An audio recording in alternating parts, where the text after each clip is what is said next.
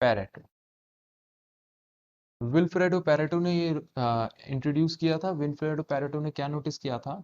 उन्होंने नोटिस किया था कि बड़ी सिंपल सी बात थी, 80-20 प्रिंसिपल भी बोलते हैं इसको, आपने इसके कई नाम हैं।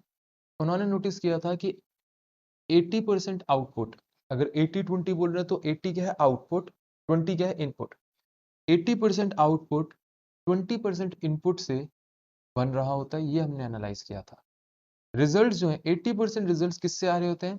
20% एफर्ट से आ रहे होते हैं।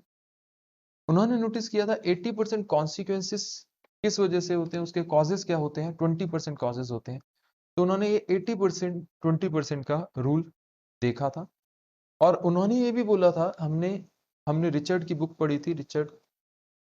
उन्होंने क्या कहा था? उन्होंने समझाया था कि कौन सी बुक थी? रिचर्ड कोच की बुक थी 80-20 प्रिंसिपल। उन्होंने क्या समझाया था कि देखिए, ये जरूरी नहीं है ये 80-20 ही हो, टोटल 100 ही है। 70-10 हो सकता है, 75-15 हो सकता है, 80-30 मतलब 100 से ऊपर भी जा सकता है। It doesn't matter. 80-20 कोई फिक्स परसेंटेज नहीं है, ये एक टिपिकल परसेंटेज है, ये उन्होंने समझाया था। कहाँ कहाँ किस किस सिचुएशन में पैरेटो एनालिसिस लगा सकते हैं? आपको यहाँ पे समझाया था प्रोडक्ट की प्राइसिंग में, क्योंकि आपको पता है आपके 20% ऐसे प्रोडक्ट होते हैं जो 80% रेवेन्यू ला के दे रहे होते हैं, तो ऐसे प्राइसिंग को मैनेजमेंट को खुद करना चाहिए, बाकी सारे प्रोडक्ट्स को आपको डेलीगेट कर देना चाहिए टीम को।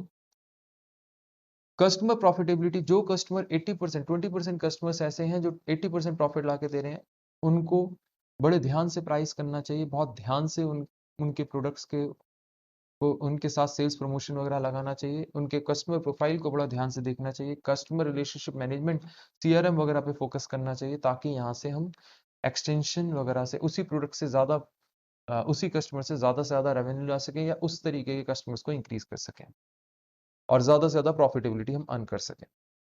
एबीसी एनालिसिस आपने इंटरमीडिएट में भी पढ़ा हुआ है कि आपके रॉ मटेरियल में आपको इसी तरीके से लेके चलना है कि कौन सा रॉ मटेरियल ए कैटेगरी का है, कौन सा बी कैटेगरी का, कौन सा सी कैटेगरी का, ये आपको एनालाइज करके चलना है।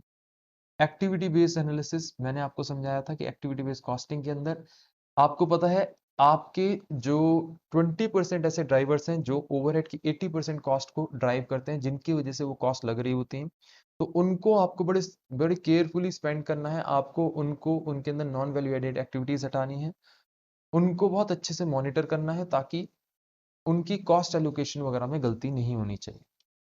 फिर आपने कहा था लास्ट क्वालिटी कंट्रोल। आपने कहा था कि सर क्वालिटी कंट्रोल के अंदर आपने समझाया था कि आपको वाइटल फ्यू पे फोकस करना है, क्योंकि ये 20% ऐसे डिफेक्ट होते हैं जो कि इतने ज़्यादा होते हैं, 20% ऐसे कॉजेज होते हैं जिसकी वजह से 80% डिफेक्ट आ रहे होते हैं। लोग यही शोर मचा रहे होते हैं कि यार मेरे अंदर ये डिफेक्ट आ गया, और उनके कॉजेज सिर्फ 20% होते हैं। तो उन 20% कॉजेज पे अगर वर्क कर लो तो 80% डिफेक्ट को आप एलिमिनेट कर सकते हैं।